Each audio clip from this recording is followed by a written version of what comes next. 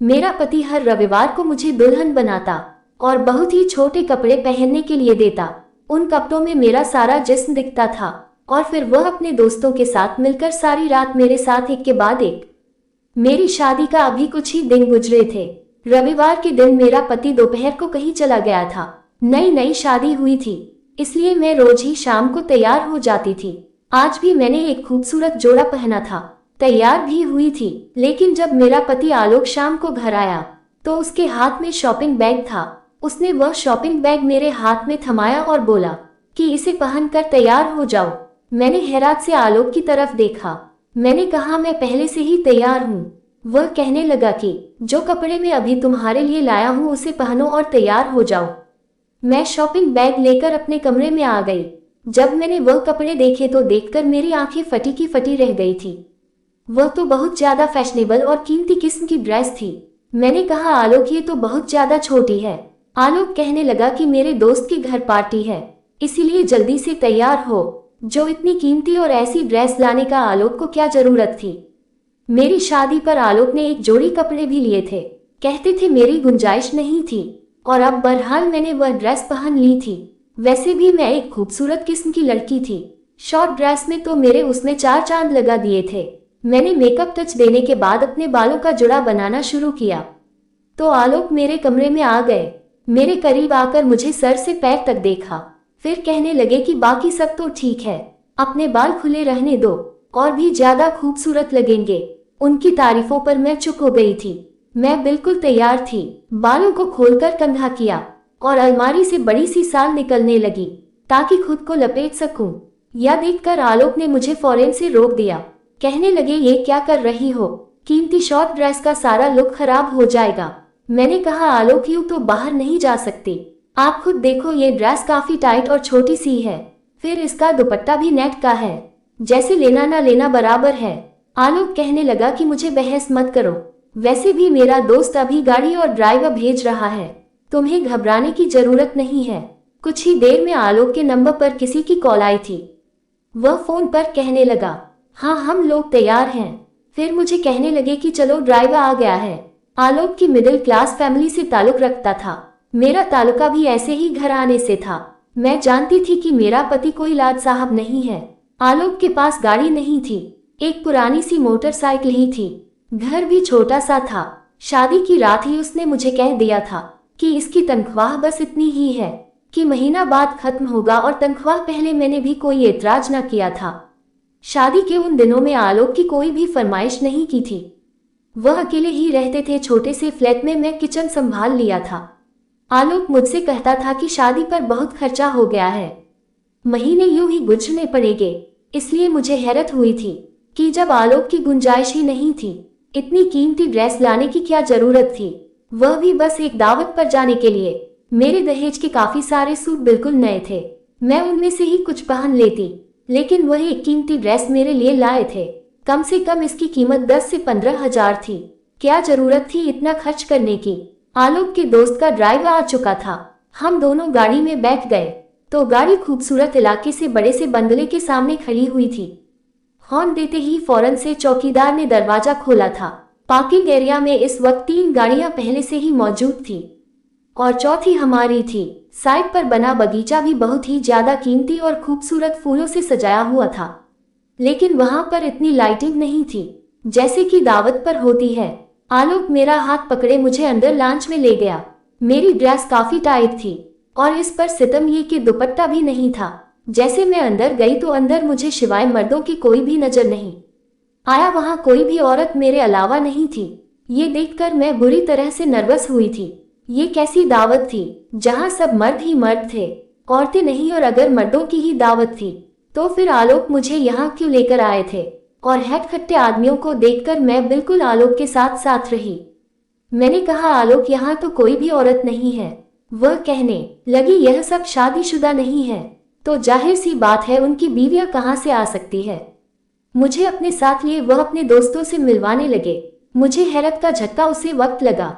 या आलोक ने मेरा इंट्रोडक्शन अपने दोस्तों से करवाया और वह मिलने के बहाने से मेरे सामने अपना हाथ बढ़ाने लगे। मैं देखकर पीछे हटी थी। ये कौन सा तरीका था।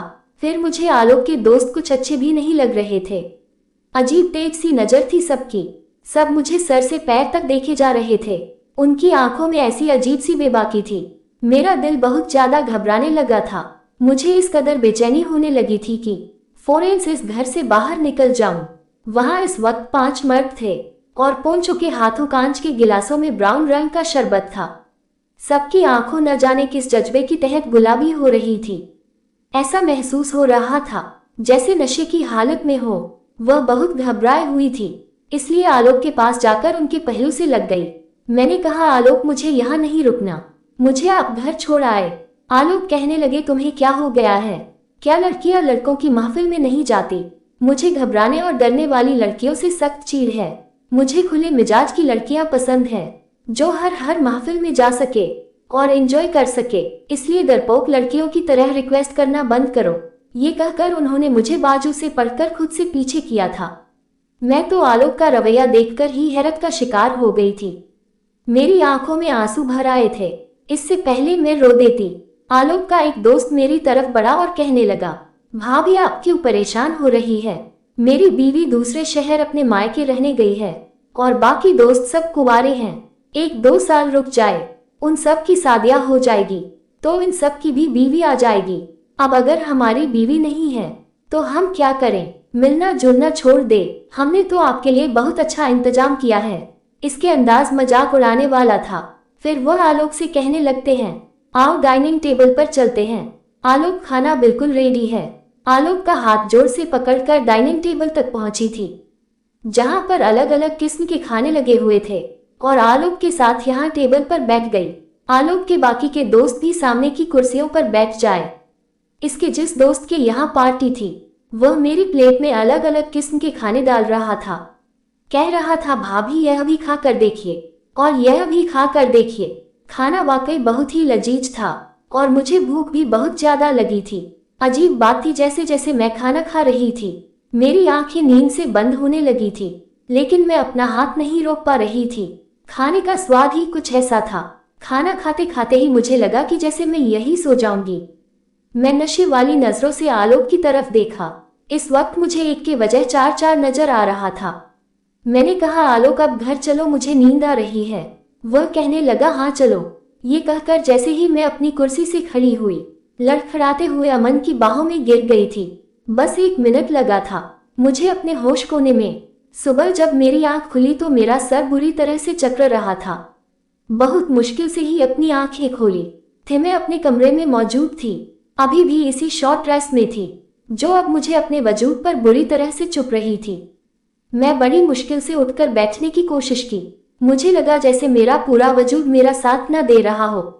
मेरे पूरे बदन में दर्द की टीस उठ रही थी। पता नहीं क्यों मैं चूर चूर हो चुकी थी। मुझे अपने अंदर एक अजीब सी कमजोरी सी महसूस हो रही थी। मैंने देखा तो मेरा सारा जेवर उतरा हुआ था और हाथों में जहां मैं चूड़ियां पहनी हुई थी वहां पर खरोच और जख्मों के निशान थे। ये देखकर मुझे हैरत हुई। मैं अभी ठीक से अपने होश हवास में भी नहीं आई थी कि जब अमन बड़े बेहिचक होकर नाश्ता लेकर अंदर दाखिल हुए। बहुत खुश लग रहे थे। मुझे कहने लगे, देखो आज मैं तुम्हारे लिए पूरी हलवे का नाश्ता लाया हूँ। मैंने कहा, पता नहीं अमन, मेरे जिस्म में बहुत दर्द है। मेरी बात पर वह फिक्र मत होने के बजाय मुस्कुराने लगे। कहने लगे, रात तुम बहुत ज्यादा खूबसूरत लग रही थी, फिर मुझ पर बेहोश होकर गिर गई थी, इसलिए घर आते ही मेरी नीयत तुम पर खराब हो गई थी। आलोक काफी अच्छे मूड में था। मेरी नजरें खुद में खुद झुक गई। कहने लगा, तुम नाश्ता करो, मैं तुम्हारे लिए दर्द की दवा और गरम गरम चाय लाता हूँ। फिर ये दर्द भी आधे घंटे में ठीक हो जाएगा। मुझे हैरत हो रही थी कि उन कई दिनों में तो आलोक ने कभी मुझसे ऐसे जुनून मोहब्बत का इजहार नहीं किया था, क्योंकि मेरे पूरे वजूद पर जख्म थे। बहरहाल अगले रोज तक मैं काफी ठीक हो गई थी, लेकिन मैं नहीं जानती थी कि सिलसिला रोज ही चलता रहेगा। अगले इतवार फिर मुझे आलोक ने नई ड्रेस ला कर दी। कहने लगा, तैयार हो, जो दोस्त के घर दावत में जाना है। और फिर इसी दोस्त के बंगले में मुझे ले गया। एक बार तो उसके दोस्त मुझसे पहले से ज्यादा बेझिझक होने लगे। भाभी, आपके हुस्न के तो हम दीवाने हुए हैं। अमन तो बड़ा खुश नसीब है कि इसे आप जैसी बीवी मिली है। मुझे आलोक के दोस्तों के मुंह से इस तरह तारीफ बुरी लग रही थी। आलोक से कहूंगी कि मैं आइंदा उनके घर नहीं जाऊंगी। मुझे आदमियों की इस किस्म की घटिया मजाक बिल्कुल पसंद नहीं थी। इस बार भी मेरे साथ यही हुआ था। जैसे ही मैंने खाना खाया मुझे नींद आने लगी, फिर मैं बेहोश हो गई।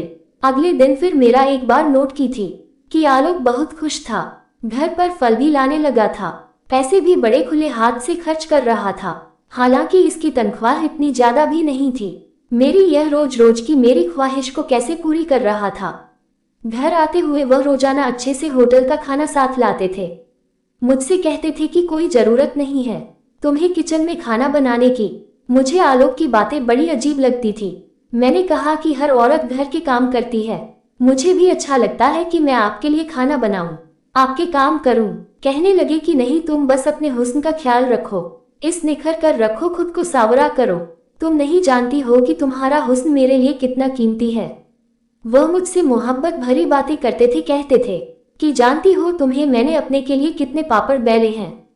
ये बात सुनकर मुझे हैरत हुई थी, क्योंकि हमारा रिश्ता तो एक रिश्ते करने वाली के जरिए से हुआ था। मैंने तो पहले कभी आलोक को नहीं देखा था। मैंने कहा कि क्या मतलब। मेरी बात पर वह हंसने लगी। कहने लगे मैं तुम्हें एक मॉल में शॉपिंग करते देखा था, मैं तुम्हें देखकर ही तुम पर फिदा हो गया था। वहीं से मैं तुम्हारा पीछा कर दिया, तुम्हारा घर देखा, फिर मालूम किया कि तुम्हारी माँ तुम्हारे लिए रिश्ता देख रही है। यकीन करो, ये सुनकर तो मुझे बहुत डर लगा था कि कहीं मैं तुम्हें खो ना दूं। कहने लगा एक बार मैंने तुम्हारे घर से बाहर एक रिश्ते वाली को निकलते देखा। फिर मैं इसे कहा कि अगर वह मेरा रिश्ता तुमसे करवा दे तो मैं इसे अच्छी खासी रकम दूंगा। वह मेरी बात मान गई और यूं मेरा रिश्ता तुमसे हो गया। मैं तो अमन की बात मान गए। ये सुनकर मैं हैरत से आगे उसे देख रही थी। मुझे नहीं पता था कि वह मेरा पति मुझसे पहले से मोहब्बत करता था। मुझे अपने के लिए उसने इतना पापड़ मिले थे। मेरे दिल में आलोक की और भी मोहब्बत और कदर बढ़ गई थी। लेकिन मैं नहीं जानती थी कि सच तो कुछ और ही था। इस इतवार को जब मुझे आलोक ने फिर से कीमती ड्रेस ला कर दी तो मैंने कहा नहीं अमन, मुझे आपकी किसी दोस्त की दावत में नहीं जाना। मेरी बात सुनकर उनके चेहरे के अंदाज एकदम से बदले थे। मुस्कुराहट गायब हो गई थी और चेहरे पर गुस्सा आ गया था। कहने लगे क्या मतलब है तुम्हारा, वह लोग इतनी चाहत से तुम्हें बुलाते हैं। मैंने कहा नहीं, मुझे नहीं जाना। ना जाने वह कैसा खाना मुझे खिलाते हैं कि खाते ही मुझे नींद आ जाती है और सुबह मेरी बहुत बुरी हालत होती है। 2 दिन तो मैं चलने फिरने से भी मशरूम हो जाती हूँ और फिर वहां पर सिर्फ आदमी होते हैं। मेरा वहां क्या काम है। आपको जान है अपने दोस्तों के साथ आप जाए, लेकिन मैं नहीं जाऊंगी। क्या कहकर मैं अपने बैग पर बैठ गई। मैं नहीं जानती थी कि मेरा इनकार मुझे इतना महंगा पड़ सकता है। अमन बहुत गुस्से से मेरे पास आए, मेरे बाजू पकड़कर बुरी तरह से दबोच लिया। खाने लगे अब तक तुमने मेरी मोहब्बत अच्छी है कि मेरी मोहब्बत ही देखो, मुझे इनकार नहीं चाहिए। अगर तुमने मेरी किसी बात से भी इनकार किया तो तुम नहीं जानती कि मैं गुस्से का कितना पागल इंसान हूँ। यह कोई इतनी बड़ी बात तो न थी, लेकिन आलोक का गुस्सा तो क्यों था, जैसे वाकई मुझे जान से मार डालेगा। अपनी लाल आंखें वह मेरी आंखों में देख बड़े गुस्से से कह रहा था। मेरा दिल तो अपने पति का ये रूप देखकर कब सा गया था। मैंने फिर कोई खिलाफत नहीं की और वहां चली गई, लेकिन मुझे ये सब अच्छा नहीं लग रहा था। ना जाने क्यों टेबल पर मुझे मजे की खान के आज बुरे लग रहे थे, क्योंकि यह मुझे होश से बेहोश कर देते थे। मैंने बहुत कम सब्जी अपनी प्लेट में डाली थी और लगाकर खा रही थी, लेकिन जैसे ही अमन के दोस्त की नजर मुझ पर पड़ी, कहने लगा भाभी क्या बात है, आप खाना ठीक से नहीं खा रही है। मैंने कहा मुझे भूख नहीं है। मेरा ये कहना था कि उसने एक अजीब तरह का इशारा आलोक को किया था। क्या देखकर मेरे होश गुम हुए थे। आलोक ने सामने पड़ी सब्जी से मेरी प्लेट भर दी। कहने लगे पूरा खत्म करो, और घूरती हुई नजरों से मुझे कह रहे थे। मैंने बड़ी मुश्किल से वह सब्जी खत्म की थी और खाते ही मेरी वही हालत खराब हो गई थी। अब तो मुझे आलोक पर भी शक होने लगा था। अगले इतवार आने से पहले ही मैं तबीयत खराब का बहाना किया और मायके चली आई। मेरी छोटी बहन के रिश्ते की बातें हो गई थी। छोटी सी मगनी की रस्म घर पर ही थी। मेरी बहन शॉपिंग कर गई तो मुझे भी साथ ले गई। वही मेरी मुलाकात अमन के 5 दोस्तों से हुई। वह बातों के दौरान बार बार मेरी बहन को देख रहा था। कहने लगा भाभी इस बार हमारे घर आओ तो अपनी बहन को भी जरूर लाना, ये भी आपकी तरह बड़ी कमाल की है। मुझे इस आदमी की बात बहुत बुरी लगी। मेरी बहन भी इस घर कर देखने लगी। मैंने कहा आपको तमीज नहीं है बात करने की। मेरा लहजा तेज हो गया था। आसपास गुजरने वाले लोग भी वही खड़े हो गए। क्या देखकर इस आदमी को भी गुस्सा आ गया। कहने लगा, तमीज का मतलब पता है तुझे? हम औरत देखकर तमीज करते हैं और तू इस काबिल नहीं कि तेरी इज्जत और तमीज की जाए। मैंने कहा कि जुबान संभाल कर बात करो। वह कहने लगा, क्यों सच बहुत चुप रहा है? तुम्हें तेरी 2 टके की औकात है और मुझसे तमीज की बात कर रही है। ये लफ्ज सुनकर मुझे इस पर इतना गुस्सा आया कि मैं एक जोरदार थप्पड़ इसके मुंह पर मारा। इस थप्पड़ की गूंज जी जिसने सुनी, तमाम लोग वहां खड़े हो गए।